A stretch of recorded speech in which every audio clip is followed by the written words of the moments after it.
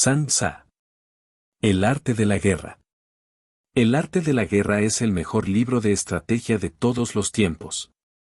Inspiró a Napoleón, Maquiavelo, Mao Zedong y muchas más figuras históricas.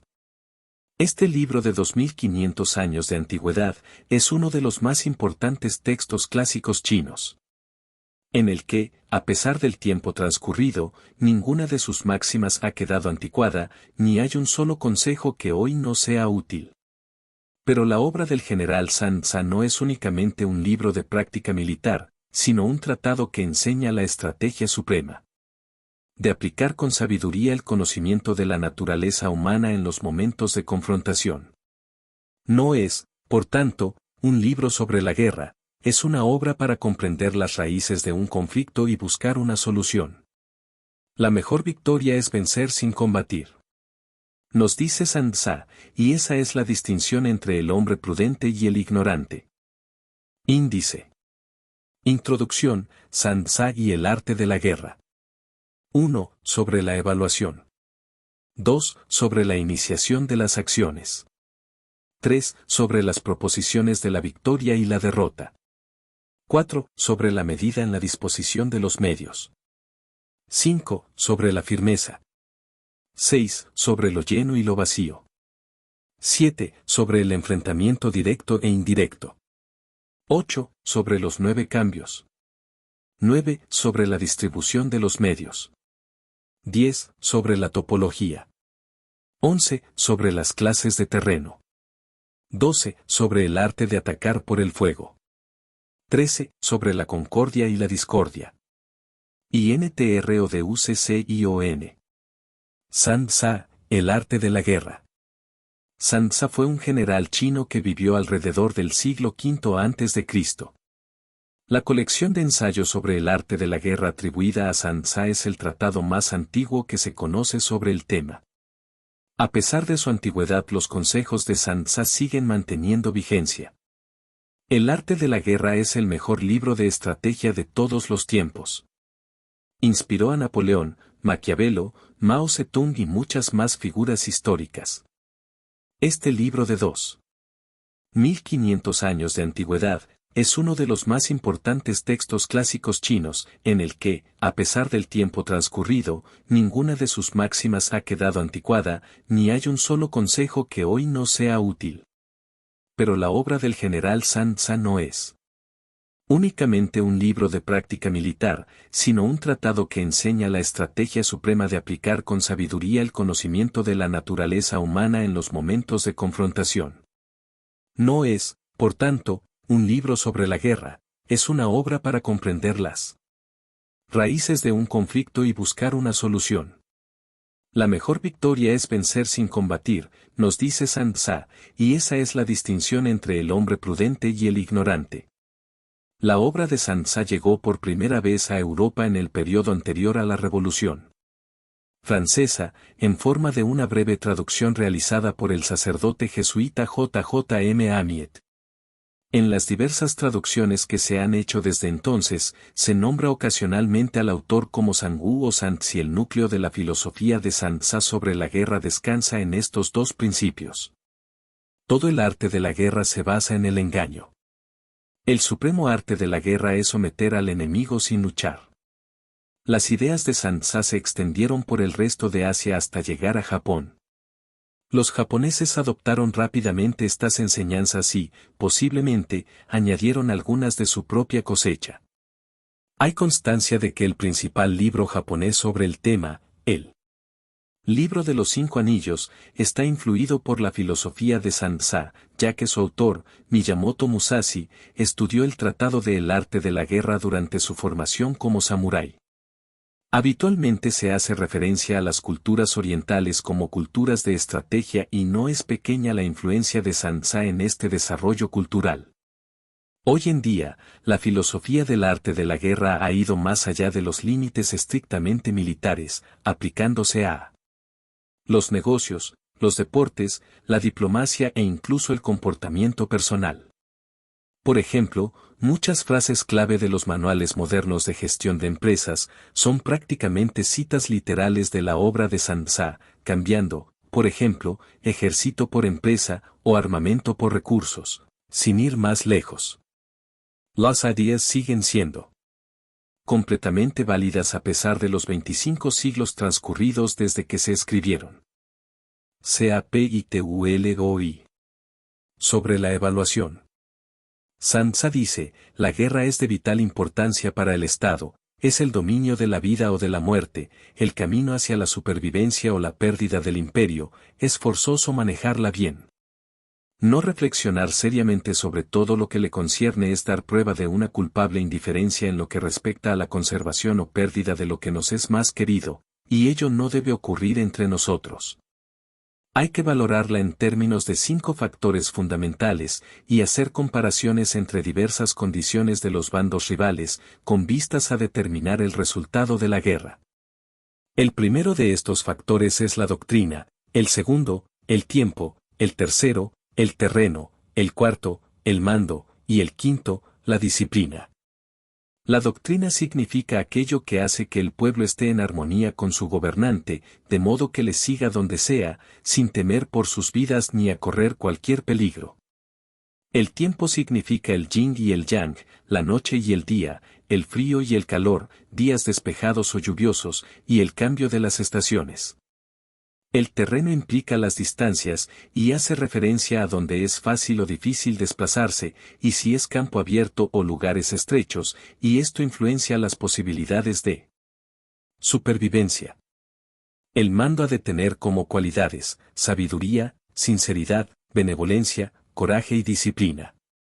Por último, la disciplina ha de ser comprendida como la organización del ejército, las graduaciones y rangos entre los oficiales, la regulación de las rutas de suministros y la provisión de material militar al ejército. Estos 5 factores fundamentales han de ser conocidos por cada general. Aquel que los domina, vence, aquel que no, sale derrotado. Por lo tanto, al trazar los planes, han de compararse los siguientes 7 factores, valorando cada uno con el mayor cuidado. ¿Qué dirigente es más sabio y capaz? ¿Qué comandante posee el mayor talento? ¿Qué ejército obtiene ventajas de la naturaleza y el terreno? ¿En qué ejército se observan mejor las regulaciones y las instrucciones? ¿Qué tropas son más fuertes? ¿Qué ejército tiene oficiales y tropas mejor entrenadas? ¿Qué ejército administra recompensas y castigos de forma más justa? Mediante el estudio de estos 7 factores, seré capaz de adivinar cuál de los 2 bandos saldrá victorioso y cuál será derrotado. El general que siga mi consejo, es seguro que vencerá. Ese general ha de ser mantenido al mando. Aquel que ignore mi consejo, ciertamente será derrotado. Ese debe ser destituido. Tras prestar atención a mi consejo y planes, el general debe crear una situación que contribuya a su cumplimiento. Por situación quiero decir que debe tomar en consideración la situación del campo y actuar de acuerdo con lo que le es ventajoso. El arte de la guerra se basa en el engaño. Por lo tanto, cuando es capaz de atacar, ha de aparentar incapacidad, cuando las tropas se mueven, aparentar inactividad. Si está cerca del enemigo, ha de hacerle creer que está lejos, si está lejos, aparentar que se está cerca. Poner cebos para atraer al enemigo. Golpear al enemigo cuando está desordenado. Prepararse contra él cuando está seguro en todas partes. Evitarle durante un tiempo cuando es más fuerte. Si tu oponente tiene un temperamento colérico, intenta irritarle. Si es arrogante, trata de fomentar su egoísmo. Si las tropas enemigas se hallan bien preparadas tras una reorganización, intenta desordenarlas. Si están unidas, siembra la disensión entre sus filas. Ataca al enemigo cuando no está preparado, y aparece cuando no te espera. Estas son las claves de la victoria para el estratega. Ahora, si las estimaciones realizadas antes de la batalla indican victoria, es porque los cálculos cuidadosamente realizados muestran que tus condiciones son más favorables que las condiciones del enemigo. Si indican derrota, es porque muestran que las condiciones favorables para la batalla son menores. Con una evaluación cuidadosa, uno puede vencer, sin ella, no puede. muchas menos oportunidades de victoria tendrá aquel que no realiza cálculos en absoluto. Gracias a este método, se puede examinar la situación y el resultado aparece claramente. Capítulo 2. Sobre la iniciación de las acciones. Una vez comenzada la batalla, aunque estés ganando, de continuar por mucho tiempo, desanimará a tus tropas y embotará tu espada. Si estás sitiando una ciudad, agotarás tus fuerzas. Si mantienes a tu ejército durante mucho tiempo en campaña, tus suministros se agotarán. Las armas son instrumentos de mala suerte, emplearlas por mucho tiempo producirá calamidades. Como se ha dicho, los que a hierro matan, a hierro mueren. Cuando tus tropas están desanimadas, tu espada embotada, agotadas tus fuerzas y tus suministros son escasos, hasta los tuyos se aprovecharán de tu debilidad para sublevarse. Entonces, aunque tengas consejeros sabios, al final no podrás hacer que las cosas salgan bien. Por esta causa, he oído hablar de operaciones militares que han sido torpes y repentinas, pero nunca he visto a ningún experto en el arte de la guerra que mantuviese la campaña por mucho tiempo. Nunca es beneficioso para un país dejar que una operación militar se prolongue por mucho tiempo. Como se dice comúnmente, sé rápido como el trueno que retumba antes de que hayas podido taparte los oídos, veloz como el relámpago que relumbra antes de haber podido pestañear. Por lo tanto, los que no son totalmente conscientes de la desventaja de servirse de las armas no pueden ser totalmente conscientes de las ventajas de utilizarlas. Los que utilizan los medios militares con pericia no activan a sus tropas 2 veces, ni proporcionan alimentos en 3 ocasiones, con un mismo objetivo. Esto quiere decir que no se debe movilizar al pueblo más de una vez por campaña, y que inmediatamente después de alcanzar la victoria no se debe regresar al propio país para hacer una segunda movilización. Al principio esto significa proporcionar alimentos, para las propias tropas, pero después se quitan los alimentos al enemigo. Si tomas los suministros de armas de tu propio país, pero quitas los alimentos al enemigo, puedes estar bien abastecido de armamento y de provisiones. Cuando un país se empobrece a causa de las operaciones militares, se debe al transporte de provisiones desde un lugar distante. Si las transportas desde un lugar distante, el pueblo se empobrecerá. Los que habitan cerca de donde está el ejército pueden vender sus cosechas a precios elevados, pero se acaba de este modo el bienestar de la mayoría de la población. Cuando se transportan las provisiones muy lejos, la gente se arruina a causa del alto costo. En los mercados cercanos al ejército, los precios de las mercancías se aumentan. Por lo tanto, las largas campañas militares constituyen una lacra para el país. Cuando se agotan los recursos, los impuestos se recaudan bajo presión. Cuando el poder y los recursos se han agotado, se arruina el propio país. Se priva al pueblo de gran parte de su presupuesto, mientras que los gastos del gobierno para armamento se elevan. Los habitantes constituyen la base de un país, los alimentos son la felicidad del pueblo. El príncipe debe respetar este hecho y ser sobrio y austero en sus gastos públicos. En consecuencia, un general inteligente lucha por desproveer al enemigo de sus alimentos. Cada porción de alimentos tomados al enemigo equivale a 20 que te suministras a ti mismo. Así pues, lo que arrasa al enemigo es la imprudencia, y la motivación de los tuyos en asumir los beneficios de los adversarios. Cuando recompenses a tus hombres con los beneficios que ostentaban los adversarios los harás luchar por propia iniciativa, y así podrás tomar el poder y la influencia que tenía el enemigo. Es por esto por lo que se dice que donde hay grandes recompensas hay hombres valientes. Por consiguiente, en una batalla de carros, recompensa primero al que tome al menos 10 carros. Si recompensas a todo el mundo, no habrá suficiente para todos. Así pues, ofrece una recompensa a un soldado para animar a todos los demás. Cambia sus colores, de los soldados enemigos hechos prisioneros, utilízalos mezclados con los tuyos. Trata bien a los soldados y préstales atención. Los soldados prisioneros deben ser bien tratados, para conseguir que en el futuro luchen para ti. A esto se llama vencer al adversario e incrementar por añadidura tus propias fuerzas.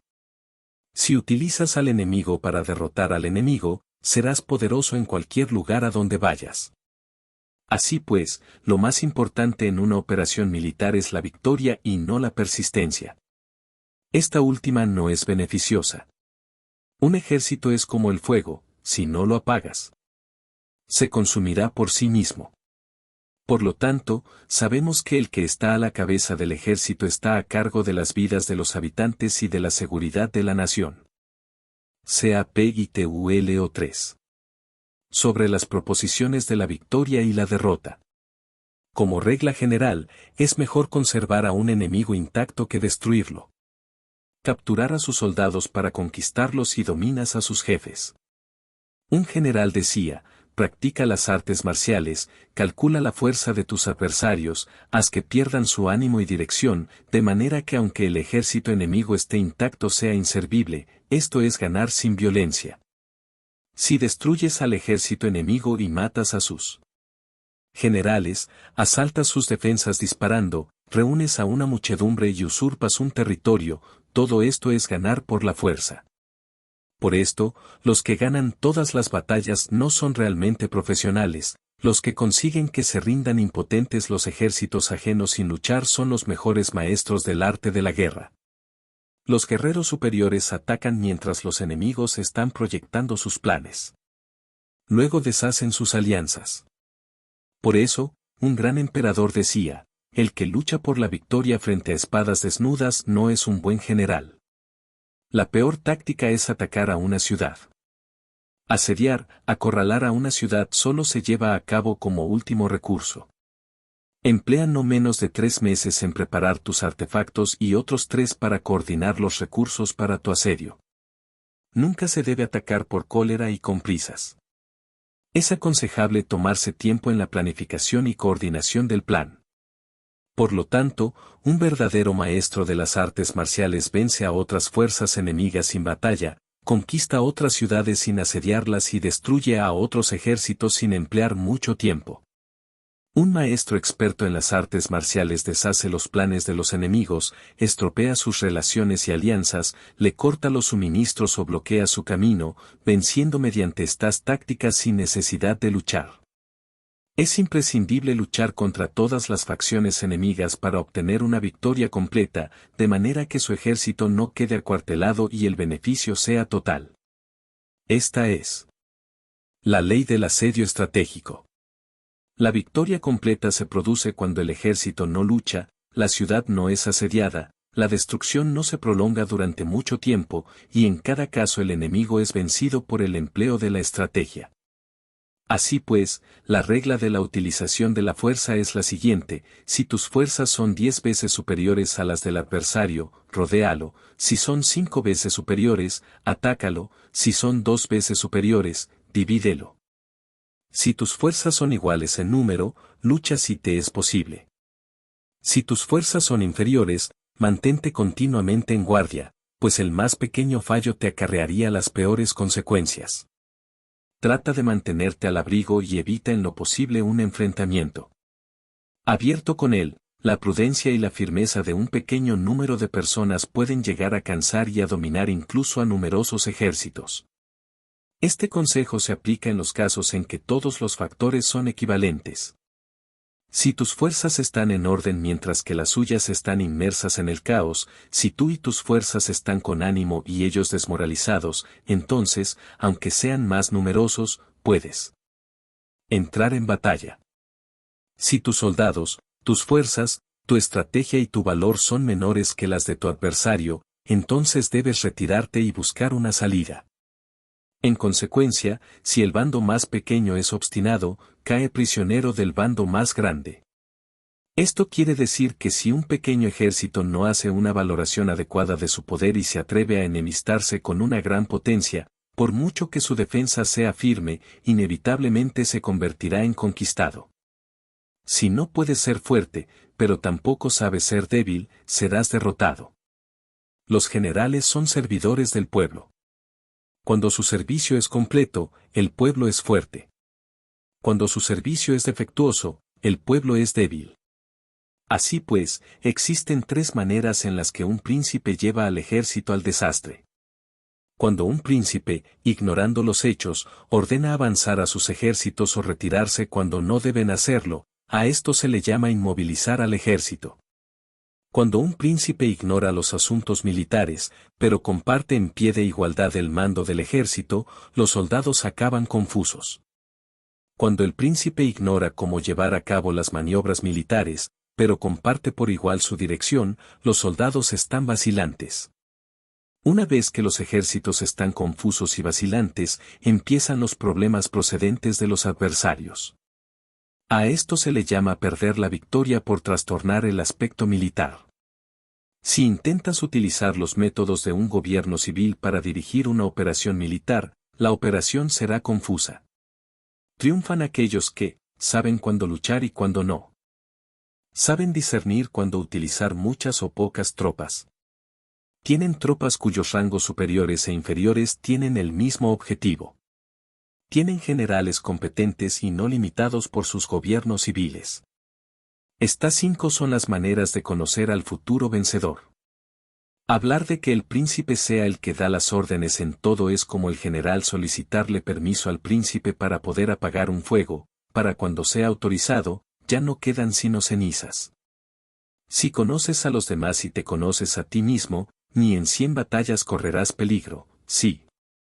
No conoces a los demás, pero te conoces a ti mismo, perderás una batalla y ganarás otra. Si no conoces a los demás ni te conoces a ti mismo, correrás peligro en cada batalla.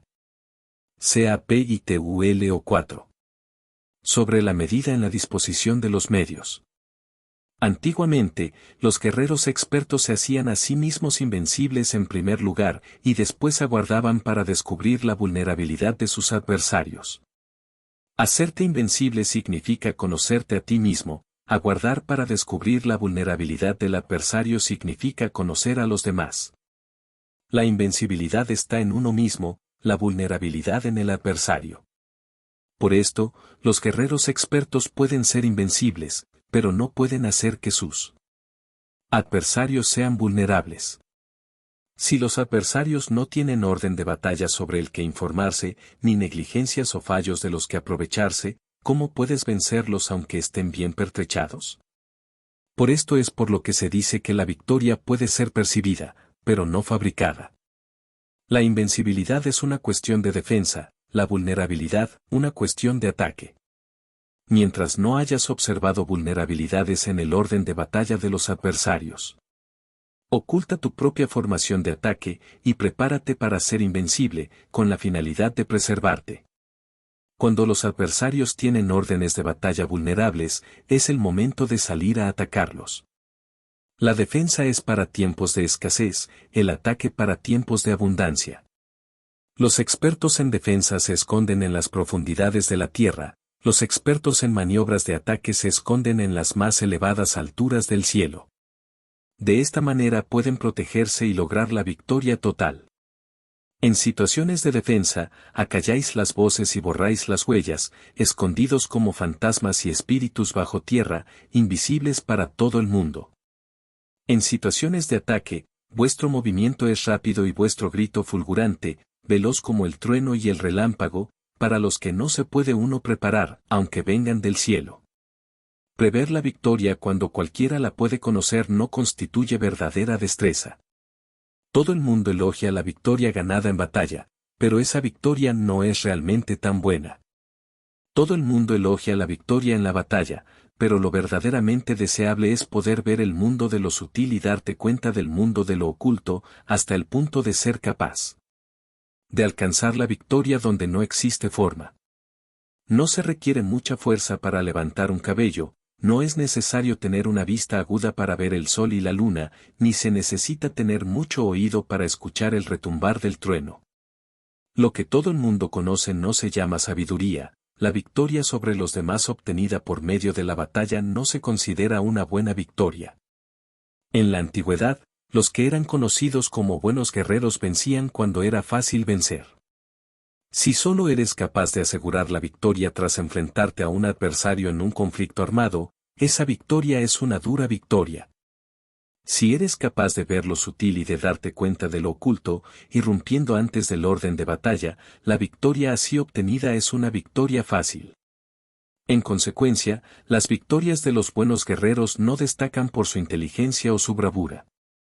Así pues, las victorias que ganan en batalla no son debidas a la suerte. Sus victorias no son casualidades, sino que son debidas a haberse situado previamente en posición de poder ganar con seguridad, imponiéndose sobre los que ya han perdido de antemano.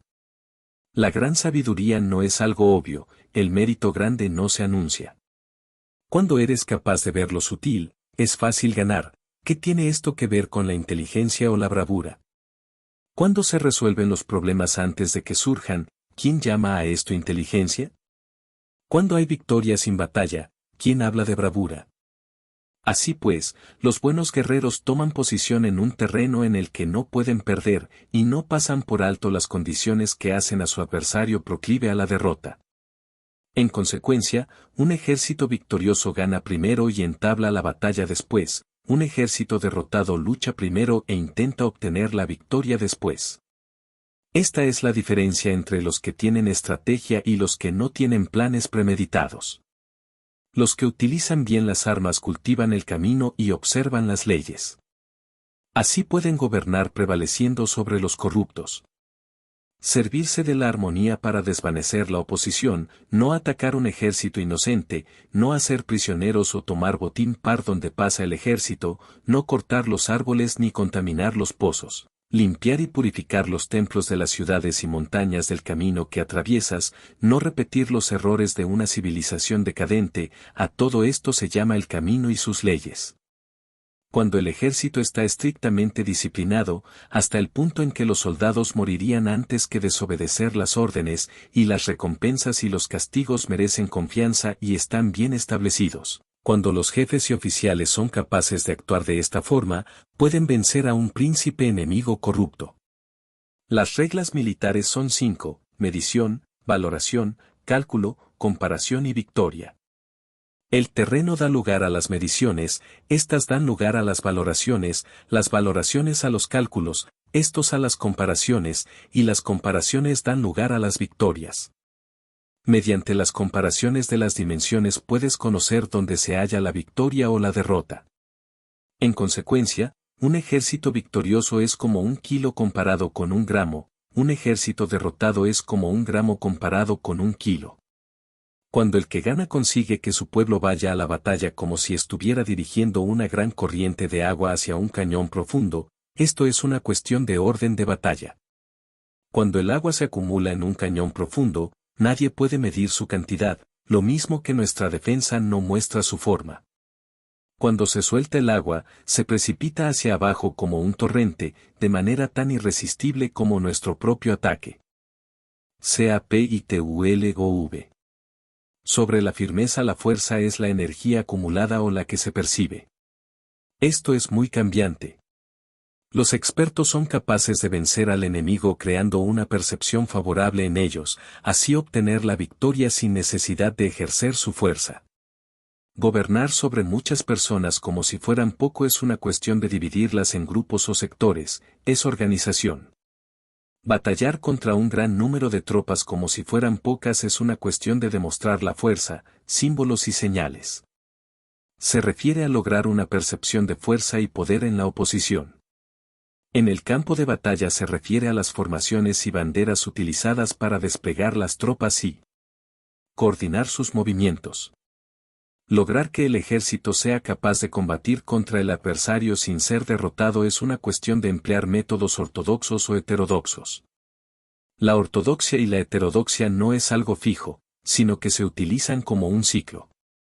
Un emperador que fue un famoso guerrero y administrador, hablaba de manipular las percepciones de los adversarios sobre lo que es ortodoxo y heterodoxo, y después atacar inesperadamente, combinando ambos métodos hasta convertirlo en uno, volviéndose así indefinible para el enemigo. Que el efecto de las fuerzas sea como el de piedras arrojadas sobre huevos, es una cuestión de lleno y vacío. Cuando induces a los adversarios a atacarte en tu territorio, su fuerza siempre está vacía, en desventaja, mientras que no compitas en lo que son los mejores, tu fuerza siempre estará llena. Atacar con lo vacío contra lo lleno es como arrojar piedras sobre huevos, de seguro se rompen. Cuando se entabla una batalla de manera directa, la victoria se gana por sorpresa. El ataque directo es ortodoxo. El ataque indirecto es heterodoxo. Solo hay dos clases de ataques en la batalla, el extraordinario por sorpresa y el directo ordinario, pero sus variantes son innumerables. Lo ortodoxo y lo heterodoxo se originan recíprocamente, como un círculo sin comienzo ni fin. ¿Quién podría agotarlos? Cuando la velocidad del agua que fluye alcanza el punto en el que puede mover las piedras, esta es la fuerza directa. Cuando la velocidad y maniobrabilidad del halcón es tal que puede atacar y matar, esto es precisión. Lo mismo ocurre con los guerreros expertos. Su fuerza es rápida, su precisión certera. Su fuerza es como disparar una catapulta, su precisión es dar en el objetivo previsto y causar el efecto esperado. El desorden llega del orden, la cobardía surge del valor, la debilidad brota de la fuerza. Si quieres fingir desorden para convencer a tus adversarios y distraerlos, primero tienes que organizar el orden, porque solo entonces puedes crear un desorden artificial. Si quieres fingir cobardía para conocer la estrategia de los adversarios, primero tienes que ser extremadamente valiente, porque solo entonces puedes actuar como tímido de manera artificial. Si quieres fingir debilidad para inducir la arrogancia en tus enemigos, primero has de ser extremadamente fuerte porque solo entonces puedes pretender ser débil. El orden y el desorden son una cuestión de organización, la cobardía es una cuestión valentía y la de ímpetu, la fuerza y la debilidad son una cuestión de la formación en la batalla. Cuando un ejército tiene la fuerza del ímpetu, percepción, incluso el tímido se vuelve valiente, cuando pierde la fuerza del ímpetu, incluso el valiente se convierte en tímido. Nada está fijado en las leyes de la guerra, éstas se desarrollan sobre la base del ímpetu. Con astucia se puede anticipar y lograr que los adversarios se convenzan a sí mismos cómo proceder y moverse, les ayuda a caminar por el camino que les traza. Hace moverse a los enemigos con la perspectiva del triunfo, para que caigan en la emboscada. Los buenos guerreros buscan la efectividad en la batalla a partir de la fuerza del ímpetu, percepción, y no dependen solo de la fuerza de sus soldados. Son capaces de escoger a la mejor gente, desplegarlos adecuadamente y dejar que la fuerza del ímpetu logre sus objetivos.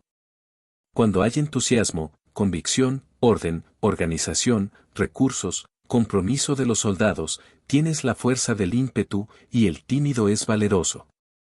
Así es posible asignar a los soldados por sus capacidades, habilidades y encomendarle deberes y responsabilidades adecuadas.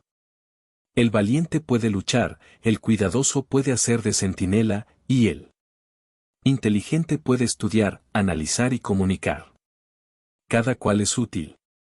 Hacer que los soldados luchen permitiendo que la fuerza del ímpetu haga su trabajo es como hacer rodar rocas.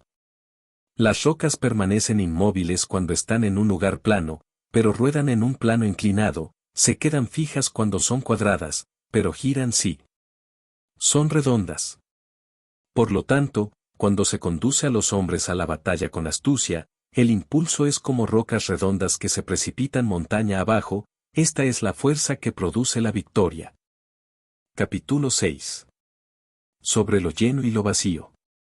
Los que anticipan, se preparan y llegan primero al campo de batalla y esperan al adversario están en posición descansada, los que llegan los últimos al campo de batalla, los que improvisan y entablan la lucha quedan agotados. Los buenos guerreros hacen que los adversarios vengan a ellos, y de ningún modo se dejan atraer fuera de su fortaleza. Si haces que los adversarios vengan a ti para combatir, su fuerza estará siempre vacía. Si no sales a combatir, tu fuerza estará siempre llena. Este es el arte de vaciar a los demás y de llenarte a ti mismo. Lo que impulsa a los adversarios a venir hacia ti por propia decisión es la perspectiva de ganar. Lo que desanima a los adversarios de ir hacia ti es la probabilidad de sufrir daños. Cuando los adversarios están en posición favorable, debes cansarlos. Cuando están bien alimentados, cortar los suministros. Cuando están descansando, hacer que se pongan en movimiento. Ataca inesperadamente, haciendo que los adversarios se agoten corriendo para salvar sus vidas. Interrumpe sus provisiones, arrasa sus campos y corta sus vías de aprovisionamiento. Aparece en lugares críticos y ataca donde menos se lo esperen, haciendo que tengan que acudir al rescate. Aparece donde no puedan ir, se dirige hacia donde menos se lo esperen. Para desplazarte cientos de kilómetros sin cansancio, atraviesa tierras despobladas. Atacar un espacio abierto no significa solo un espacio en el que el enemigo no tiene defensa. Mientras su defensa no sea estricta, el lugar no esté bien guardado, los enemigos se desperdigarán ante ti, como si estuvieras atravesando un territorio despoblado. Para tomar infaliblemente lo que atacas, ataca donde no haya defensa. Para mantener una defensa infaliblemente segura, defiende donde no haya ataque. Así, en el caso de los que son expertos en el ataque, sus enemigos no saben por dónde atacar. Cuando se cumplen las instrucciones, las personas son sinceramente leales y comprometidas, los planes y preparativos para la defensa implantados con firmeza, siendo tan sutil y reservado que no se revelan las estrategias de ninguna forma, y los adversarios se sienten inseguros, y su inteligencia no les sirve para nada. Sé extremadamente sutil, discreto, hasta el punto de no tener forma. Sé completamente misterioso y confidencial, hasta el punto de ser silencioso. De esta manera podrás dirigir el destino de tus adversarios. Para avanzar sin encontrar resistencia, arremete por sus puntos débiles. Para retirarte de manera esquiva, sé más rápido que ellos. Las situaciones militares se basan en la velocidad, llega como el viento, muévete como el relámpago, y los adversarios no podrán vencerte. Por lo tanto, cuando quieras entrar en batalla, incluso si el adversario está atrincherado en una posición defensiva, no podrá evitar luchar si atacas en el lugar en el que debe acudir irremediablemente al rescate. Cuando no quieras entrar en batalla, incluso si trazas una línea en el terreno que quieres conservar, el adversario no puede combatir contigo porque le das una falsa pista. Esto significa que cuando los adversarios llegan para atacarte, no luchas con ellos, sino que estableces un cambio estratégico para confundirlos y llenarlos de incertidumbre. Por consiguiente, cuando induces a otros a efectuar una formación, mientras que tú mismo permaneces sin forma, estás concentrado, mientras que tu adversario está dividido. Haz que los adversarios vean como extraordinario lo que es ordinario para ti, haz que vean como ordinario lo que es extraordinario para ti. Esto es inducir al enemigo a efectuar una formación. Una vez vista la formación del adversario, concentras tus tropas contra él. Como tu formación no está a la vista, el adversario dividirá cegaramente sus fuerzas. Cuando estás concentrado formando una sola fuerza, mientras que el enemigo está dividido en 10, estás atacando a una concentración de 1 contra 10, así que tus fuerzas superan a las suyas. Si puedes atacar a unos pocos soldados con muchos, diezmarás el número de tus adversarios. Cuando estás fuertemente atrincherado, te has hecho fuerte tras buenas barricadas, y no dejas filtrar ninguna información sobre tus fuerzas, sal afuera sin información precisa, ataca y conquista de manera incontenible. No han de conocer dónde piensas librar la batalla, porque cuando no se conoce, el enemigo destaca muchos puestos de vigilancia, y en el momento en el que se establecen numerosos puestos solo tienes que combatir contra pequeñas unidades. Así pues, cuando su vanguardia está preparada, su retaguardia es defectuosa, y cuando su retaguardia está preparada, su vanguardia presenta puntos débiles. Las preparaciones de su ala derecha significarán carencia en su ala izquierda. Las preparaciones por todas partes significará ser vulnerable por todas partes. Esto significa que cuando las tropas están de guardia en muchos lugares, están forzosamente desperdigadas en pequeñas unidades. Cuando se dispone de pocos soldados se está a la defensiva contra el adversario, el que dispone de muchos hace que el enemigo tenga que defenderse. Cuantas más defensas induces a adoptar a tu enemigo, más debilitado quedará. Así, si conoces el lugar y la fecha de la batalla, puedes acudir a ella aunque estés a 1000 kilómetros de distancia.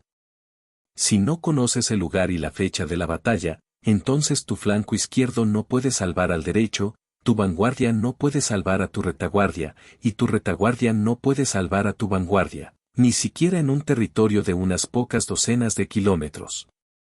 Si tienes muchas más tropas que los demás, ¿cómo puede ayudarte este factor para obtener la victoria? Si no conoces el lugar y la fecha de la batalla, aunque tus tropas sean más numerosas que las de ellos, ¿cómo puedes saber si vas a ganar o a perder? Así pues, se dice que la victoria puede ser creada. Si haces que los adversarios no sepan el lugar y la fecha de la batalla, siempre puedes vencer. Incluso si los enemigos son numerosos, puede hacerse que no entren en combate.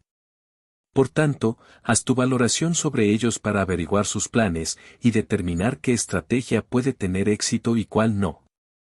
Incítalos a la acción para descubrir cuál es el esquema general de sus movimientos y descansa. Haz algo por o en contra de ellos para su atención, de manera que puedas de ellos para descubrir sus hábitos de comportamiento de ataque y de defensa. Indúcelos a adoptar formaciones específicas para conocer sus puntos flacos.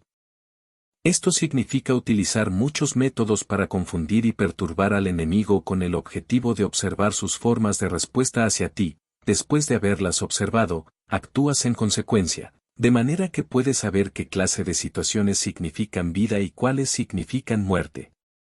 Pruébalos para averiguar sus puntos fuertes y sus puntos débiles. Por lo tanto, el punto final de la formación de un ejército es llegar a la no forma. Cuando no tienes forma, los informadores no pueden descubrir nada, ya que la información no puede crear una estrategia. Una vez que no tienes forma perceptible, no dejas huellas que puedan ser seguidas. Los informadores no encuentran ninguna grieta por donde mirar y los que están a cargo de la planificación no pueden establecer ningún plan realizable. La victoria sobre multitudes mediante formaciones precisas debe ser desconocida por las multitudes. Todo el mundo conoce la forma mediante la que resultó vencedor, pero nadie conoce la forma mediante la que aseguró la victoria. En consecuencia, la victoria en la guerra no es repetitiva, sino que adapta su forma continuamente.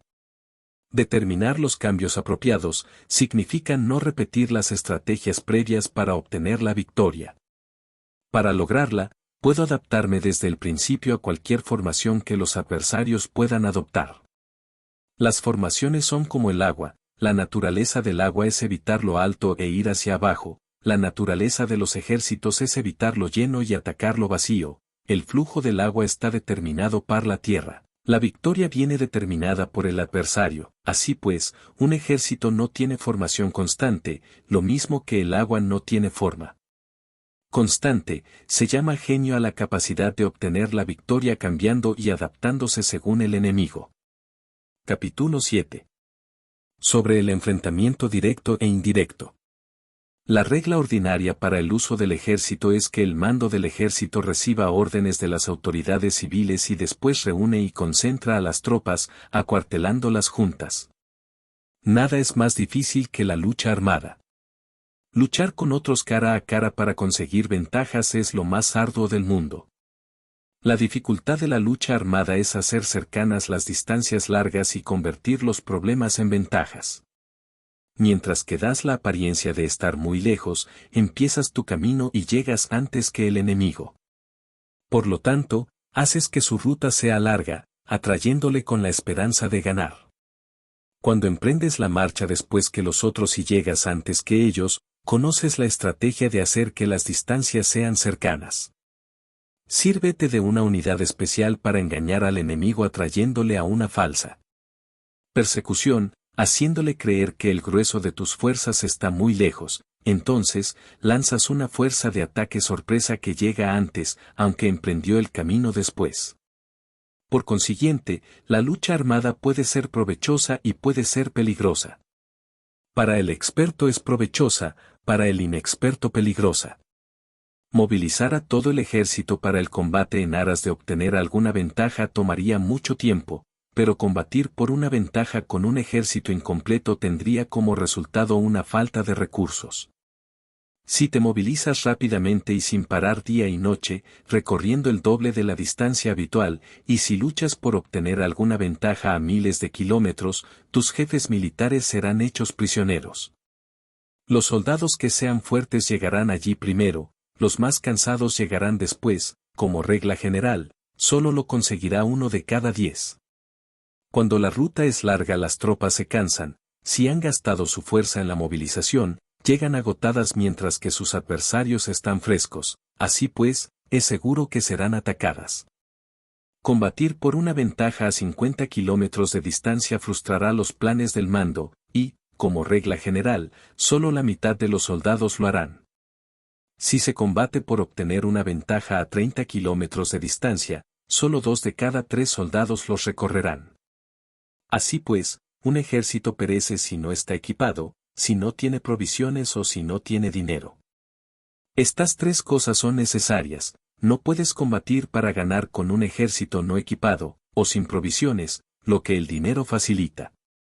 Por tanto, si ignoras los planes de tus rivales, no puedes hacer alianzas precisas. A menos que conozcas las montañas y los bosques, los desfiladeros y los pasos, y la condición de los pantanos, no puedes maniobrar con una fuerza armada. A menos que utilices guías locales, no puedes aprovecharte de las ventajas del terreno. Solo cuando conoces cada detalle de la condición del terreno puedes maniobrar y guerrear. Por consiguiente, una fuerza militar se usa según la estrategia prevista, se moviliza mediante la esperanza de recompensa, y se adapta mediante la división y la combinación. Una fuerza militar se establece mediante la estrategia en el sentido de que distraes al enemigo para que no pueda conocer cuál es tu situación real y no pueda imponer su supremacía. Se moviliza mediante la esperanza de recompensa, en el sentido de que entra en acción cuando ve la posibilidad de obtener una ventaja. Dividir y volver a hacer.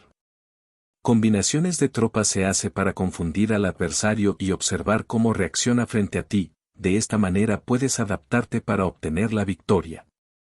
Por eso, cuando una fuerza militar se mueve con rapidez es como el viento, cuando va lentamente es como el bosque, es voraz como el fuego e inmóvil como las montañas. Es rápida como el viento en el sentido que llega sin avisar y desaparece como el relámpago. Es como un bosque porque tiene un orden. Es voraz como el fuego que devasta una planicie sin dejar tras sí ni una brizna de hierba. Es inmóvil como una montaña cuando se acuartela. Es tan difícil de conocer como la oscuridad, su movimiento es como un trueno que retumba. Para ocupar un lugar, divide a tus tropas. Para expandir tu territorio, divide los beneficios. La regla general de las operaciones militares es desproveer de alimentos al enemigo todo lo que se pueda.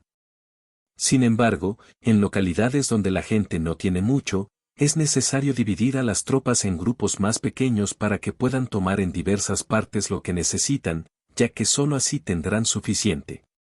En cuanto a dividir el botín, significa que es necesario repartirlo entre las tropas para guardar lo que ha sido ganado, no dejando que el enemigo lo recupere. Actúa después de haber hecho una estimación. Gana el que conoce primero la medida de lo que está lejos y lo que está cerca. Esta es la regla general de la lucha armada. El primero que hace el movimiento es el invitado, el último es el anfitrión. El invitado lo tiene difícil, el anfitrión lo tiene fácil. Cerca y lejos significan desplazamiento, el cansancio, el hambre y el frío surgen del desplazamiento. Un antiguo libro que trata de asuntos militares dice, las palabras no son escuchadas, para eso se hacen los símbolos y los tambores. Las banderas y los estandartes se hacen a causa de la ausencia de visibilidad. Símbolos, tambores, banderas y estandartes se utilizan para concentrar y unificar los oídos y los ojos de los soldados. Una vez que están unificados, el valiente no puede actuar solo, ni el tímido puede retirarse solo. Esta es la regla general del empleo de un grupo. Unificar los oídos y los ojos de los soldados significa hacer que miren y escuchen al unísono de manera que no caigan en la confusión y el desorden. Las señales se utilizan para indicar direcciones e impedir que los individuos vayan a donde se les antoje. Así pues, en batallas nocturnas, utiliza fuegos y tambores, y en batallas diurnas sírvete de banderas y estandartes, para manipular los oídos y los ojos de los soldados. Utiliza muchas señales para confundir las percepciones del enemigo y hacerle temer tu temible poder militar. De esta forma, haces desaparecer la energía de sus ejércitos y desmoralizas a sus generales. En primer lugar, has de ser capaz de mantenerte firme en tu propio corazón, solo entonces puedes desmoralizar a los generales enemigos. Por esto, la tradición afirma que los habitantes de otros tiempos tenían la firmeza para desmoralizar, y la antigua ley de los que conducían carros de combate decía que cuando la mente original es firme, la energía fresca es victoriosa. De este modo, la energía de la mañana está llena de ardor, la del mediodía decae y la energía de la noche se retira. En consecuencia, los expertos en el manejo de las armas prefieren la energía entusiasta, atacan la decadente y la que se bate en retirada. Son ellos los que dominan la energía. Cualquier débil en el mundo se dispone a combatir en un minuto si se siente animado, pero cuando se trata realmente de tomar las armas y de entrar en batalla, es poseído por la energía. Cuando esta energía se desvanece, se detendrá, estará asustado y se arrepentirá de haber comenzado. La razón por la que esa clase de ejércitos miran por encima del hombro a enemigos fuertes, lo mismo que miran a las doncellas vírgenes, es porque se están aprovechando de su agresividad, estimulada por cualquier causa. Utilizar el orden para enfrentarse al desorden, utilizar la calma para enfrentarse con los que se agitan, esto es dominar el corazón. A menos que tu corazón esté totalmente abierto y tu mente en orden, no puedes esperar ser capaz de adaptarte a responder sin límites, a manejar los acontecimientos de manera infalible, a enfrentarte a dificultades graves e inesperadas sin turbarte, dirigiendo cada cosa sin confusión.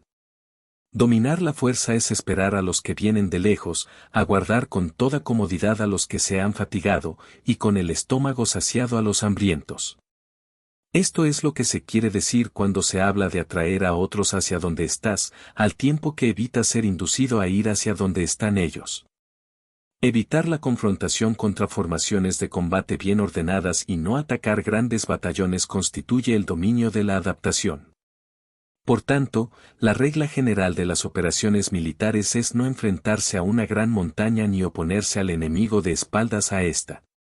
Esto significa que si los adversarios están en un terreno elevado, no debes atacarles cuesta arriba, y que cuando efectúan una carga cuesta abajo, no debes hacerles frente. No persigas a los enemigos cuando finjan una retirada, ni ataques tropas expertas. Si los adversarios huyen de repente antes de agotar su energía, seguramente hay emboscadas esperándote para atacar a tus tropas. En este caso, debes retener a tus oficiales para que no se lancen en su persecución. No consumas la comida de sus soldados.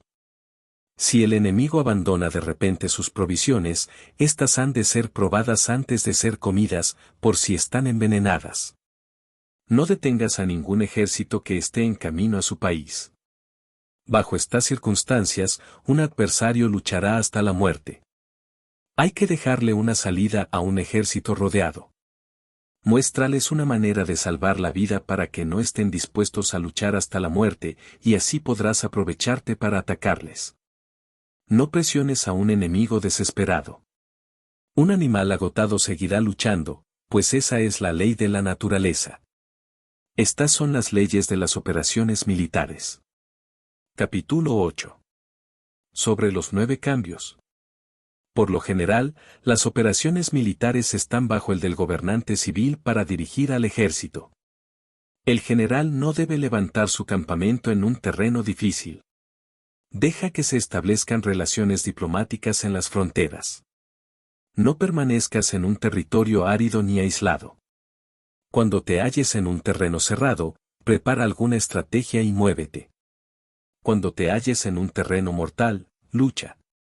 Terreno cerrado significa que existen lugares escarpados que te rodean por todas partes, de manera que el enemigo tiene movilidad, que puede llegar e irse con libertad, pero a ti te es difícil salir y volver. Cada ruta debe ser estudiada para que sea la mejor. Hay rutas que no debes usar, ejércitos que no han de ser atacados, ciudades que no deben ser rodeadas, terrenos sobre los que no se debe combatir, y órdenes de gobernantes civiles que no deben ser obedecidas. En consecuencia, los generales que conocen las variables posibles para aprovecharse del terreno saben cómo manejar las fuerzas armadas. Si los generales no saben cómo adaptarse de manera ventajosa, aunque conozcan la condición del terreno, no pueden aprovecharse de él. Si están al mando de ejércitos, pero ignoran las artes de la total adaptabilidad, aunque conozcan el objetivo a lograr, no pueden hacer que los soldados luchen por él. Si eres capaz de ajustar la campaña a cambiar conforme al ímpetu de las fuerzas, entonces la ventaja no cambia, y los únicos que son perjudicados son los enemigos. Por esta razón, no existe una estructura permanente.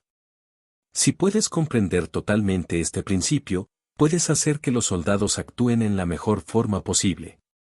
Por lo tanto, las consideraciones de la persona inteligente siempre incluyen el analizar objetivamente el beneficio y el daño. Cuando considera el beneficio, su acción se expande; cuando considera el daño, sus problemas pueden resolverse. El beneficio y el daño son interdependientes, y los sabios los tienen en cuenta. Por ello, lo que retiene a los adversarios es el daño, lo que les mantiene ocupados es la acción, y lo que les motiva es el beneficio. Cansa a los enemigos manteniéndolos ocupados y no dejándoles respirar. Pero antes de lograrlo, tienes que realizar previamente tu propia labor. Esa labor consiste en desarrollar un ejército fuerte, un pueblo próspero, una sociedad armoniosa y una manera ordenada de vivir. Así pues, la norma general de las operaciones militares consiste en no contar con que el enemigo no acuda, sino confiar en tener los medios de enfrentarte a él; no contar con que el adversario no ataque, sino confiar en poseer lo que no puede ser atacado. Si puedes recordar siempre el peligro cuando estás a salvo y el caos en tiempos de orden, permanece atento al peligro y al caos mientras no tengan todavía forma, y evítalos antes de que se presenten. Esta es la mejor estrategia de todas. Por esto, existen 5 rasgos que son peligrosos en los generales. Los que están dispuestos a morir, pueden perder la vida; los que quieren preservar la vida, pueden ser hechos prisioneros; los que son dados a los apasionamientos irracionales, pueden ser ridiculizados; los que son muy puritanos, pueden ser deshonrados; los que son compasivos, pueden ser turbados. Si te presentas en un lugar que con toda seguridad los enemigos se precipitarán a defender, las personas compasivas se apresurarán invariablemente a rescatar a sus habitantes, causándose a sí mismos problemas y cansancio. Estos son 5 rasgos que constituyen defectos en los generales y que son desastrosos para las operaciones militares. Los buenos generales son de otra manera, se comprometen hasta la muerte, pero no se aferran a la esperanza de sobrevivir, actúan de acuerdo con los acontecimientos, en forma racional y realista, sin dejarse llevar por las emociones ni estar sujetos a quedar confundidos. Cuando ven una buena oportunidad, son como tigres; en caso contrario cierran sus puertas. Su acción y su no acción son cuestiones de estrategia, y no pueden ser complacidos ni enfadados. Capítulo 9. Sobre la distribución de los medios. Las maniobras militares son el resultado de los planes y las estrategias en la manera más ventajosa para ganar. Determinan la movilidad y efectividad de las tropas. Si vas a colocar tu ejército en posición de observar al enemigo, atraviesa rápido las montañas y vigílalos desde un valle. Considera el efecto de la luz y mantente en la posición más elevada del valle. Cuando combatas en una montaña, ataca desde arriba hacia abajo y no al revés. Combate estando cuesta abajo y nunca cuesta arriba. Evita que el agua divida tus fuerzas; aléjate de las condiciones desfavorables lo antes que te sea posible. No te enfrentes a los enemigos dentro del agua; es conveniente dejar que pasen la mitad de sus tropas y en ese momento dividirlas y atacarlas. No te sitúes río abajo. No camines en contra de la corriente, ni en contra del viento. Si acampas en la ribera de un río, tus ejércitos pueden ser sorprendidos de noche, empujados a ahogarse o se les puede colocar veneno en la corriente.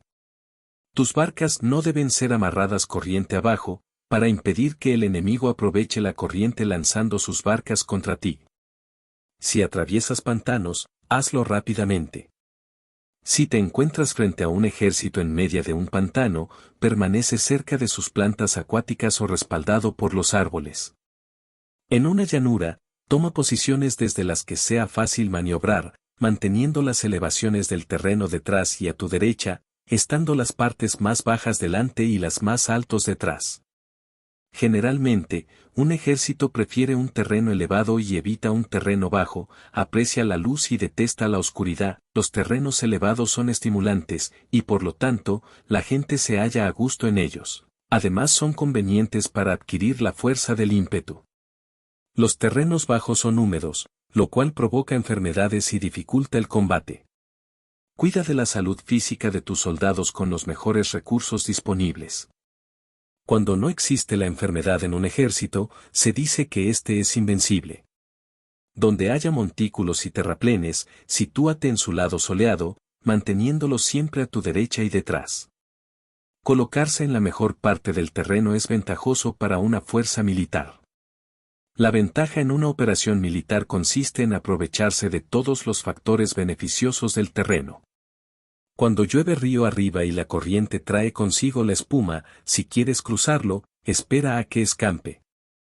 Siempre que un terreno presente barrancos infranqueables, lugares cerrados, trampas, riesgos, grietas y prisiones naturales, debes abandonarlo rápidamente y no acercarte a él. En lo que a mí concierne, siempre me mantengo alejado de estos accidentes del terreno, de manera que los adversarios estén más cerca que yo de ellos. Doy la cara a estos accidentes, de manera que queden a espaldas del enemigo. Entonces estás en situación ventajosa, y él tiene condiciones desfavorables. Cuando un ejército se está desplazando, si atraviesa territorios montañosos con muchas corrientes de agua y pozos, o pantanos cubiertos de juncos, o bosques vírgenes llenos de árboles y vegetación, es imprescindible escudriñarlos totalmente y con cuidado, ya que estos lugares ayudan a las emboscadas y a los espías. Es esencial bajar del caballo y escudriñar el terreno, por si existen tropas escondidas para tenderte una emboscada. También podría ser que hubiera espías al acecho observándote y escuchando tus instrucciones y movimientos. Cuando el enemigo está cerca, pero permanece en calma, quiere decir que se halla en una posición fuerte.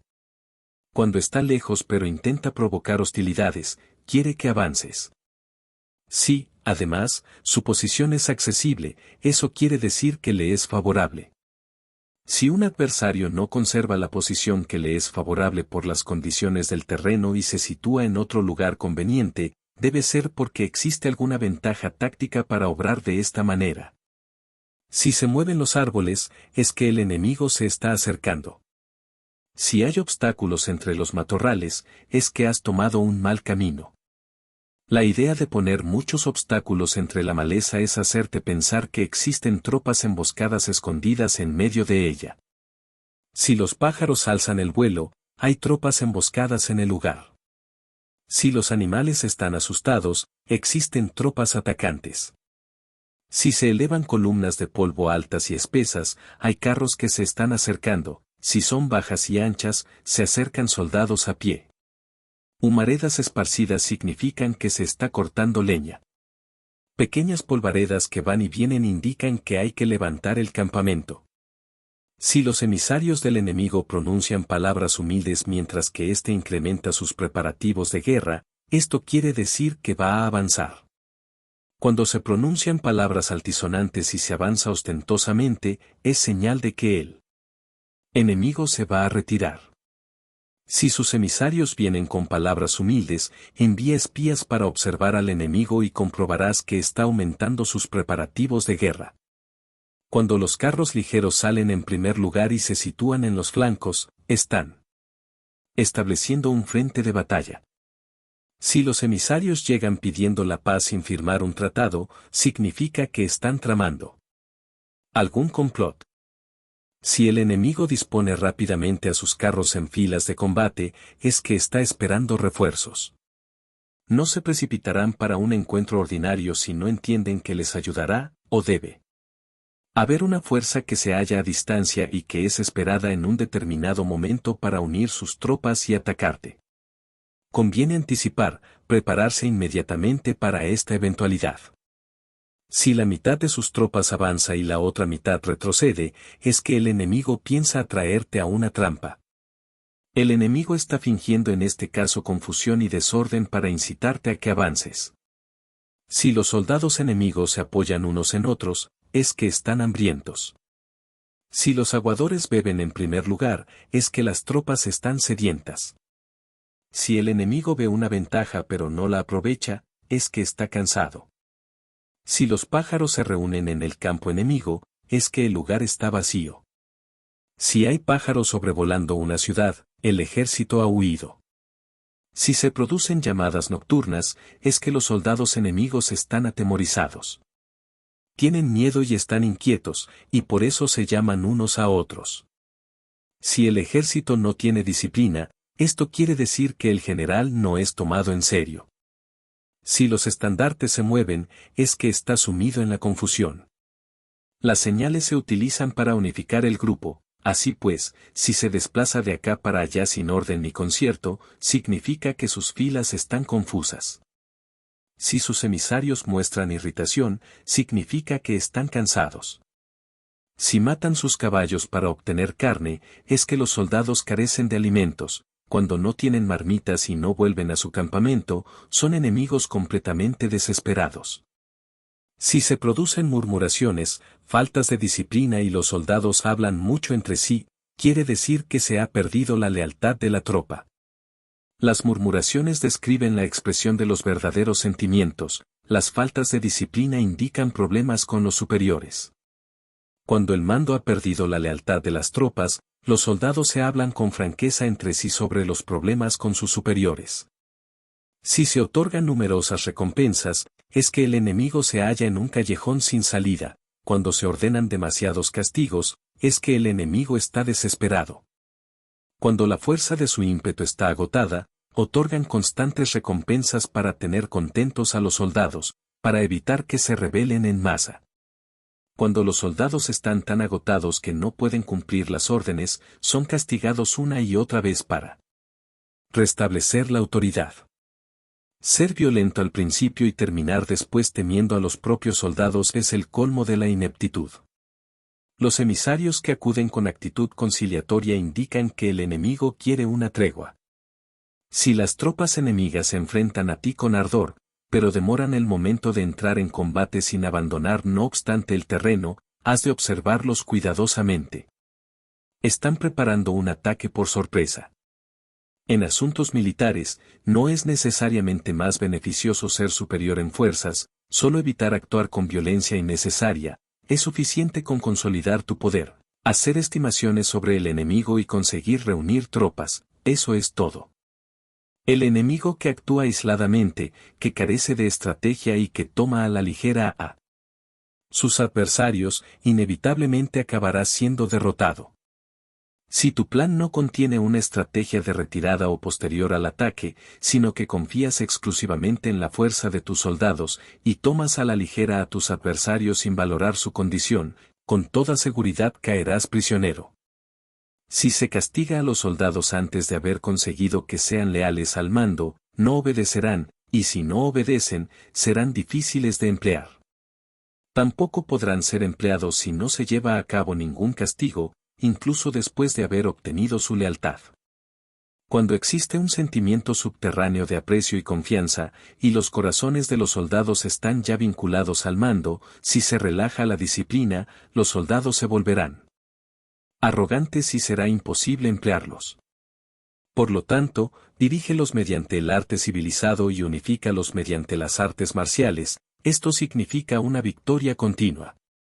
Arte civilizado significa humanidad, y artes marciales significan reglamentos. Mándalos. Con humanidad y benevolencia, unifícalos de manera estricta y firme. Cuando la benevolencia y la firmeza son evidentes, es posible estar seguro de la victoria. Cuando las órdenes se dan de manera clara, sencilla y consecuente a las tropas, éstas las aceptan. Cuando las órdenes son confusas, contradictorias y cambiantes, las tropas no las aceptan o no las entienden. Cuando las órdenes son razonables, justas, sencillas, claras y consecuentes, existe una satisfacción recíproca entre el líder y el grupo.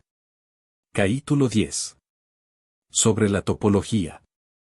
Algunos terrenos son fáciles, otros difíciles, algunos neutros, otros estrechos, accidentados o abiertos.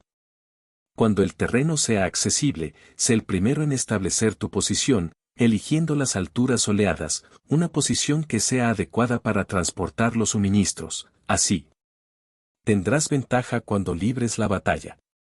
Cuando estés en un terreno difícil de salir, estás limitado. En este terreno, si tu enemigo no está preparado, puedes vencer si sigues adelante, pero si el enemigo está preparado y sigues adelante, tendrás muchas dificultades para volver de nuevo a él, lo cual jugará en contra tuya.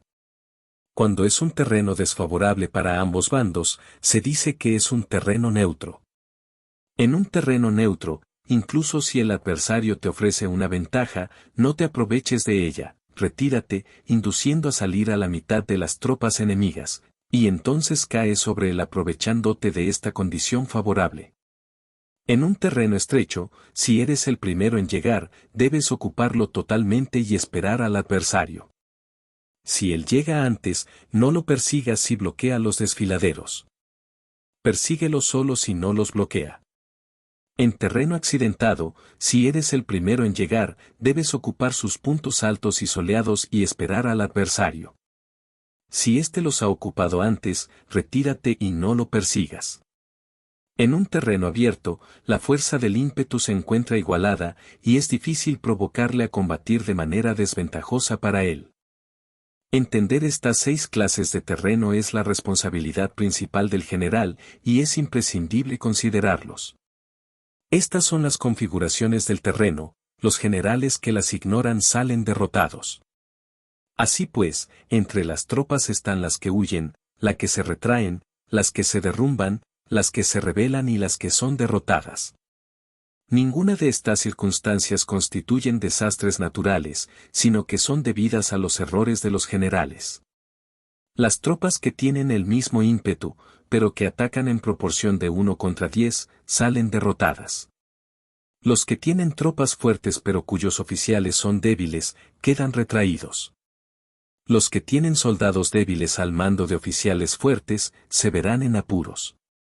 Cuando los oficiales superiores están encolerizados y son violentos, y se enfrentan al enemigo por su cuenta y por despecho, y cuando los generales ignoran sus capacidades, el ejército se desmoronará. Como norma general, para poder vencer al enemigo, todo el mando militar debe tener una sola intención y todas las fuerzas militares deben cooperar. Cuando los generales son débiles y carecen de autoridad, cuando las órdenes no son claras, cuando oficiales y soldados no tienen solidez y las formaciones son anárquicas, se produce revuelta. Los generales que son derrotados son aquellos que son incapaces de calibrar a los adversarios, entran en combate con fuerzas superiores en número o mejor equipadas, y no seleccionan a sus tropas según los niveles de preparación de las mismas. Si empleas soldados sin seleccionar a los preparados de los no preparados, a los arrojados y a los timoratos, te estás buscando tu propia derrota. Estas son las 6 maneras de ser derrotado. La comprensión de estas situaciones es la responsabilidad suprema de los generales y deben ser consideradas. La primera es no calibrar el número de fuerzas, la segunda, la ausencia de un sistema claro de recompensas y castigos, la tercera, la insuficiencia de entrenamiento, la cuarta es la pasión irracional, la quinta es la ineficacia de la ley del orden, y la sexta es el fallo de no seleccionar a los soldados fuertes y resueltos. La configuración del terreno puede ser un apoyo para el ejército, para los jefes militares, el curso de la acción adecuada es calibrar al adversario para asegurar la victoria y calcular los riesgos y las distancias. Salen vencedores los que libran batallas conociendo estos elementos, salen derrotados los que luchan ignorándolos. Por lo tanto, cuando las leyes de la guerra señalan una victoria segura es claramente apropiado entablar batalla, incluso si el gobierno ha dado órdenes de no atacar. Si las leyes de la guerra no indican una victoria segura, es adecuado no entrar en batalla, aunque el gobierno haya dado la orden de atacar. De este modo se avanza sin pretender la gloria, se ordena la retirada sin evitar la responsabilidad, con el único propósito de proteger a la población y en beneficio también del gobierno, así se rinde un servicio valioso a la nación. Avanzar y retirarse en contra de las órdenes del gobierno no se hace por interés personal, sino para salvaguardar las vidas de la población y en auténtico beneficio del gobierno. Servidores de esta talla son muy útiles para un pueblo. Mira por tus soldados como miras por un recién nacido, así estarán dispuestos a seguirte hasta los valles más profundos, cuida de tus soldados como cuidas de tus queridos hijos. Y morirán gustosamente contigo. Pero si eres tan amable con ellos que no los puedes utilizar, si eres tan indulgente que no les puedes dar órdenes, tan informal que no puedes disciplinarlos, tus soldados serán como niños mimados y, por lo tanto, inservibles. Las recompensas no deben utilizarse solas, ni debe confiarse solamente en los castigos. En caso contrario, las tropas, como niños mimosos, se acostumbran a disfrutar o a quedar resentidas por todo. Esto es dañino y los vuelve inservibles. Si sabes que tus soldados son capaces de atacar, pero ignoras si el enemigo es invulnerable a un ataque, tienes solo la mitad de posibilidades de ganar. Si sabes que tu enemigo es vulnerable a un ataque, pero ignoras si tus soldados son capaces de atacar, solo tienes la mitad de posibilidades de ganar. Si sabes que el enemigo es vulnerable a un ataque, y tus soldados pueden llevarlo a cabo, pero ignoras si la condición del terreno es favorable para la batalla, tienes la mitad de probabilidades de vencer. Por lo tanto, los que conocen las artes marciales no pierden el tiempo cuando efectúan sus movimientos, ni se agotan cuando atacan. Debido a esto se dice que cuando te conoces a ti mismo y conoces a los demás, la victoria no es un peligro, cuando conoces el cielo y la tierra, la victoria es inagotable. Capítulo 11. Sobre las 9 clases de terreno. Conforme a las leyes de las operaciones militares, existen 9 clases de terreno. Si intereses locales luchan entre sí en su propio territorio, a este se le llama terreno de dispersión. Cuando los soldados están apegados a su casa y combaten cerca de su hogar, pueden ser dispersados con facilidad. Cuando penetras en un territorio ajeno, pero no lo haces en profundidad, a este se le llama territorio ligero. Esto significa que los soldados pueden regresar fácilmente. El territorio que puede resultarte ventajoso si lo tomas, y ventajoso al enemigo si es el quien lo conquista, se llama terreno clave. Un terreno de lucha inevitable es cualquier enclave defensivo o paso estratégico. Un territorio igualmente accesible para ti y para los demás se llama terreno de comunicación. El territorio que está rodeado por 3 territorios rivales y es el primero en proporcionar libre acceso a él a todo el mundo se llama terreno de intersección. El terreno de intersección es aquel en el que convergen las principales vías de comunicación uniéndolas entre sí, sé el primero en ocuparlo, y la gente tendrá que ponerse de tu lado. Si lo obtienes, te encuentras seguro, si lo pierdes, corres peligro. Cuando penetras en profundidad en un territorio ajeno, y dejas detrás muchas ciudades y pueblos, a este terreno se le llama difícil. Es un terreno del que es difícil regresar. Cuando atraviesas montañas boscosas, desfiladeros abruptos u otros accidentes difíciles de atravesar, a esto se le llama terreno desfavorable. Cuando el acceso es estrecho y la salida es tortuosa, de manera que una pequeña unidad enemiga puede atacarte, aunque tus tropas sean más numerosas, a este se le llama terreno cercado. Si eres capaz de una gran adaptación, puedes atravesar este territorio. Si solo puedes sobrevivir en un territorio luchando con rapidez, y si es fácil morir si no lo haces, a este se le llama terreno mortal. Las tropas que se encuentran en un terreno mortal están en la misma situación que si se encontraran en una barca que se hunde o en una casa ardiendo.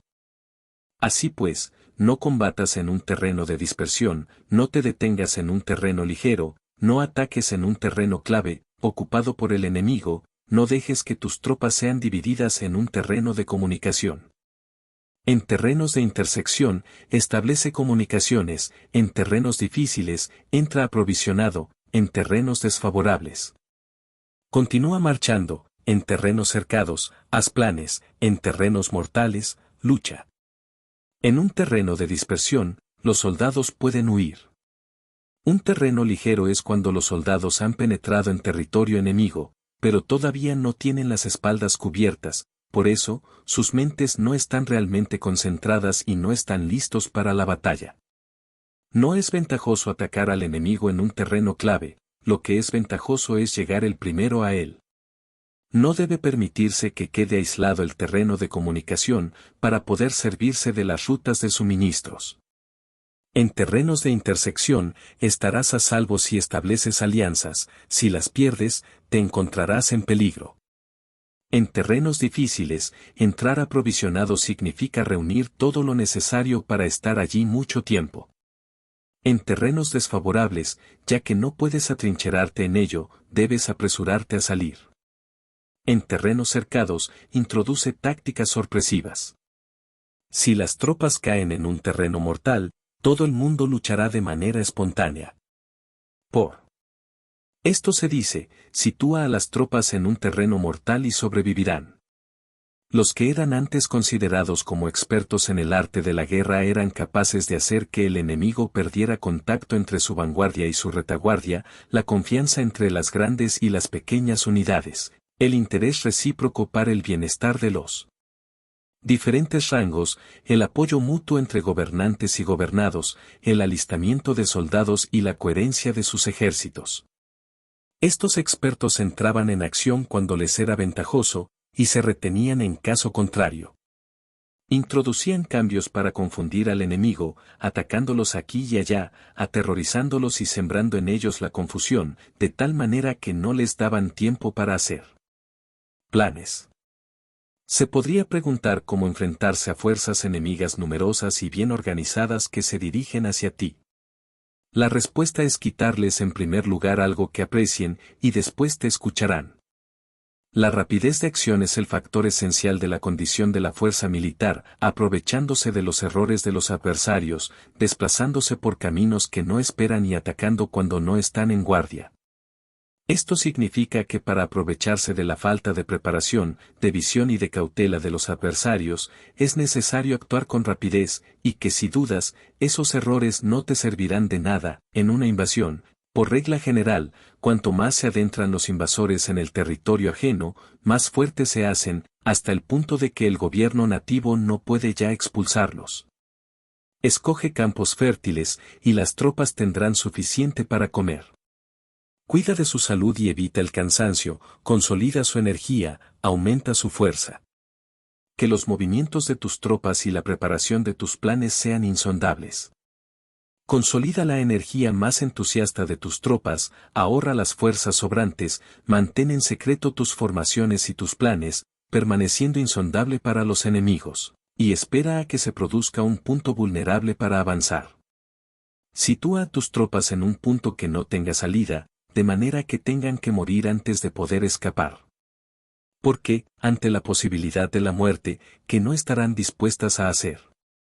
Los guerreros dan entonces lo mejor de sus fuerzas. Cuando se hallan ante un grave peligro, pierden el miedo. Cuando no hay ningún sitio a donde ir, permanecen firmes, cuando están totalmente implicados en un terreno, se aferran a él. Si no tienen otra opción, lucharán hasta el final. Por esta razón, los soldados están vigilantes sin tener que ser estimulados, se alistan sin tener que ser llamados a filas, son amistosos sin necesidad de promesas, y se puede confiar en ellos sin necesidad de órdenes. Esto significa que cuando los combatientes se encuentran en peligro de muerte, sea cual sea su rango, todos tienen el mismo objetivo, y, por lo tanto, están alertas sin necesidad de ser estimulados, tienen buena voluntad de manera espontánea y sin necesidad de recibir órdenes, y puede confiarse de manera natural en ellos sin promesas ni necesidad de jerarquía. Prohíbe los augurios para evitar las dudas, y los soldados nunca te abandonarán. Si tus soldados no tienen riquezas, no es porque las desdeñen. Si no tienen más longevidad, no es porque no quieran vivir más tiempo. El día en que se da la orden de marcha, los soldados lloran.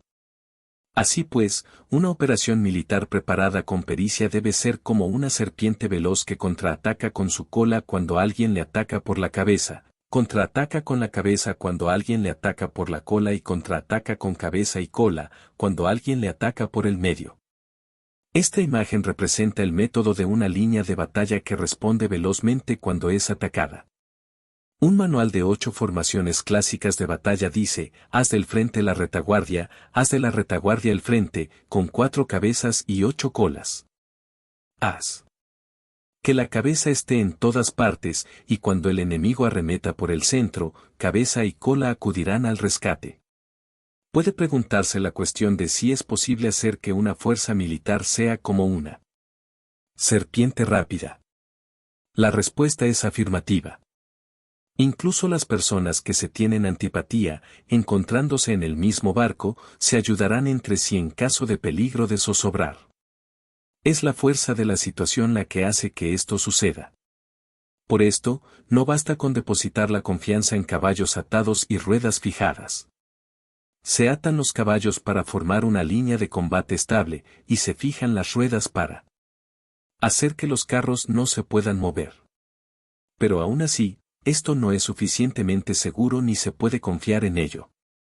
Es necesario permitir que haya variantes a los cambios que se hacen, poniendo a los soldados en situaciones mortales, de manera que combatan de forma espontánea y se ayuden unos a otros codo con codo. Este es el camino de la seguridad y de la obtención de una victoria cierta.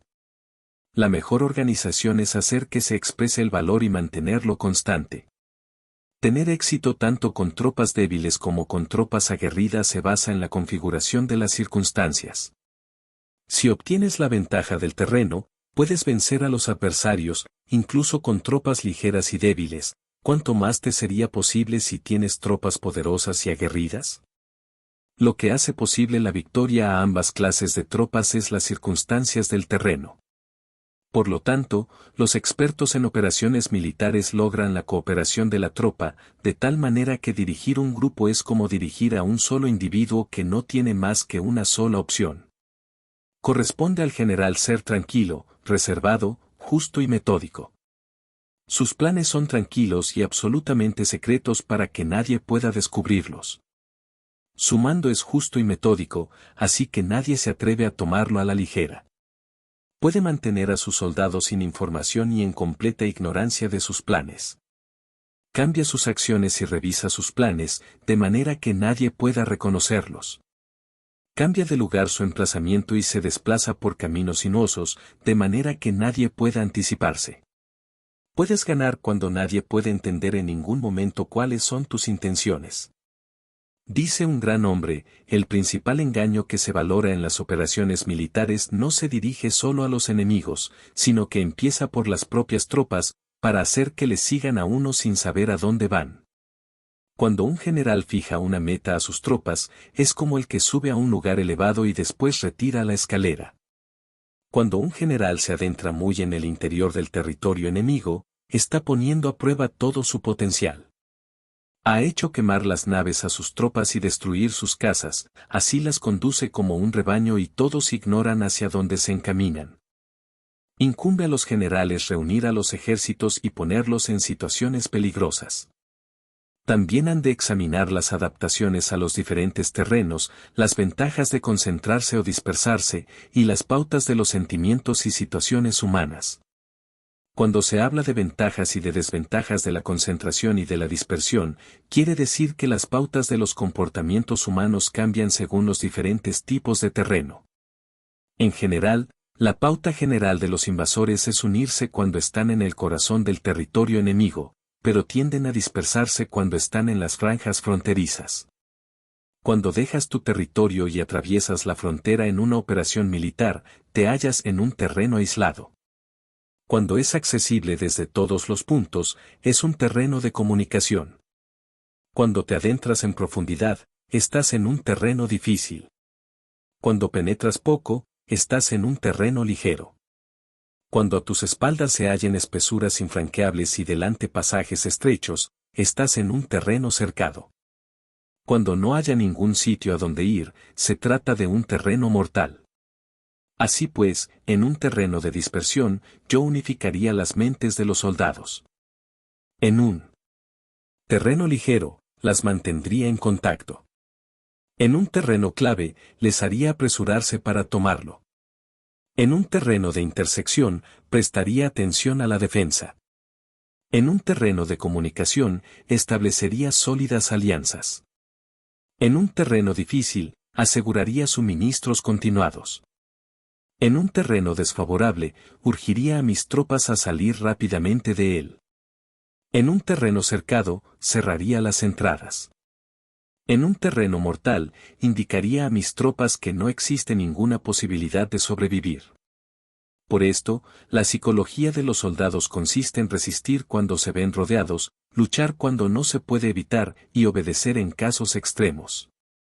Hasta que los soldados no se ven rodeados, no tienen la determinación de resistir al enemigo hasta alcanzar la victoria.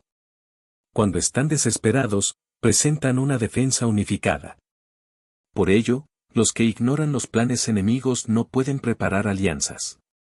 Los que ignoran las circunstancias del terreno no pueden hacer maniobrar a sus fuerzas. Los que no utilizan guías locales no pueden aprovecharse del terreno. Los militares de un gobierno eficaz deben conocer todos estos factores. Cuando el ejército de un gobierno eficaz ataca a un gran territorio, el pueblo no se puede unir. Cuando su poder sobrepasa a los adversarios, es imposible hacer alianzas. Si puedes averiguar los planes de tus adversarios, aprovéchate del terreno y haz maniobrar al enemigo de manera que se encuentre indefenso. En este caso, ni siquiera un gran territorio puede reunir suficientes tropas para detenerte. Por lo tanto, si no luchas por obtener alianzas, ni aumentas el poder de ningún país, pero extiendes tu influencia personal amenazando a los adversarios, todo ello hace que el país y las ciudades enemigas sean vulnerables. Otorga recompensas que no estén reguladas y da órdenes desacostumbradas. Considera la ventaja de otorgar recompensas que no tengan precedentes, observa cómo el enemigo hace promesas sin tener en cuenta los códigos establecidos. Maneja las tropas como si fueran una sola persona. Empléalas en tareas reales, pero no les hables. Motívalas con recompensas, pero no les comentes los perjuicios posibles. Emplea a tus soldados solo en combatir, sin comunicarles tu estrategia. Déjales conocer los beneficios que les esperan, pero no les hables de los daños potenciales. Si la verdad se filtra, tu estrategia puede hundirse. Si los soldados empiezan a preocuparse, se volverán vacilantes y temerosos. Colócalos en una situación de posible exterminio, y entonces lucharán para vivir. Ponles en peligro de muerte, y entonces sobrevivirán. Cuando las tropas afrontan peligros, son capaces de luchar para obtener la victoria. Así pues, la tarea de una operación militar es fingir acomodarse a las intenciones del enemigo. Si te concentras totalmente en este, puedes matar a su general aunque estés a kilómetros de distancia. A esto se llama cumplir el objetivo con pericia. Al principio te acomodas a sus intenciones, después matas a sus generales, esta es la pericia en el cumplimiento del objetivo. Así, el día en que se declara la guerra, se cierran las fronteras, se rompen los salvoconductos y se impide el paso de emisarios. Los asuntos se deciden rigurosamente desde que se comienza a planificar y establecer la estrategia desde la casa o cuartel general. El rigor en los cuarteles generales en la fase de planificación se refiere al mantenimiento del secreto. Cuando el enemigo ofrece oportunidades, aprovéchalas inmediatamente. Entérate primero de lo que pretende y después anticípate a él. Mantén la disciplina y adáptate al enemigo, para determinar el resultado de la guerra. Así, al principio eres como una doncella y el enemigo abre sus puertas, entonces, tú eres como una liebre suelta, y el enemigo no podrá expulsarte. Capítulo 12. Sobre el arte de atacar por el fuego.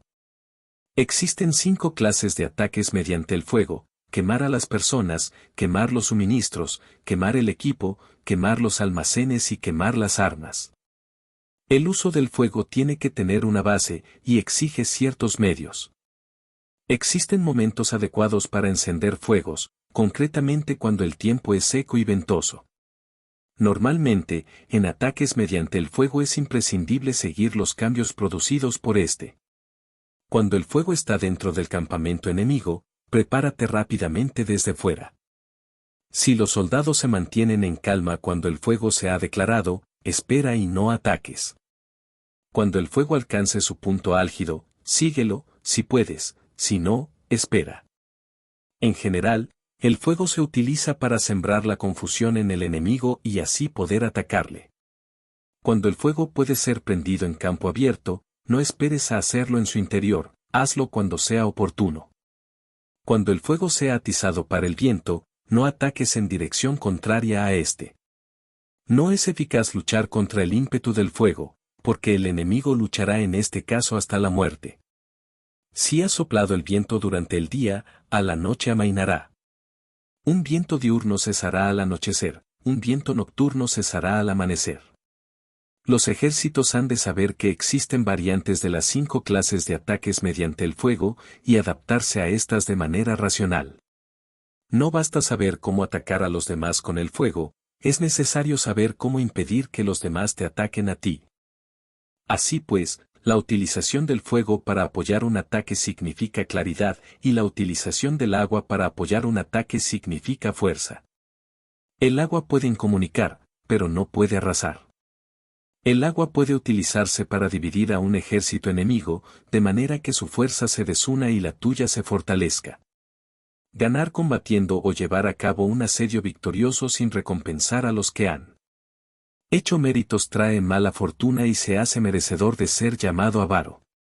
Por eso se dice que un gobierno esclarecido lo tiene en cuenta y que un buen mando militar recompensa el mérito.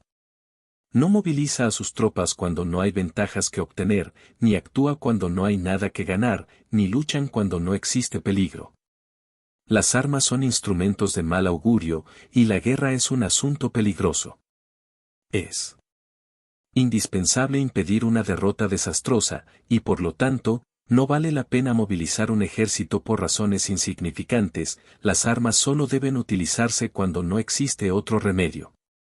Un gobierno no debe movilizar un ejército por ira, y los jefes militares no deben provocar la guerra por cólera. Actúa cuando sea beneficioso, en caso contrario, desiste.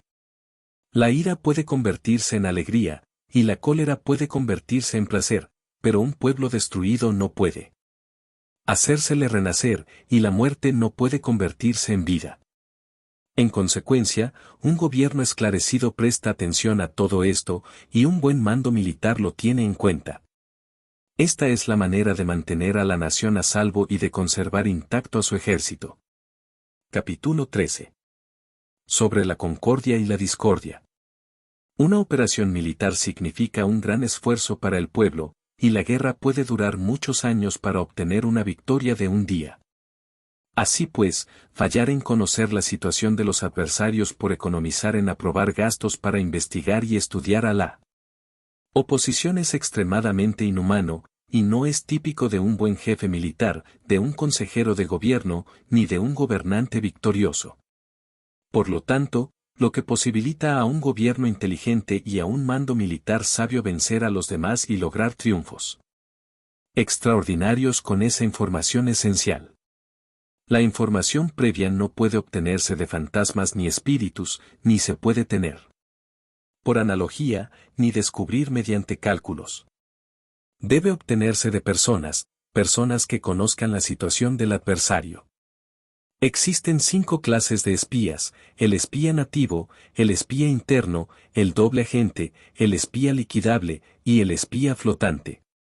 Cuando están activos todos ellos, nadie conoce sus rutas, a esto se le llama genio organizativo, y se aplica al gobernante.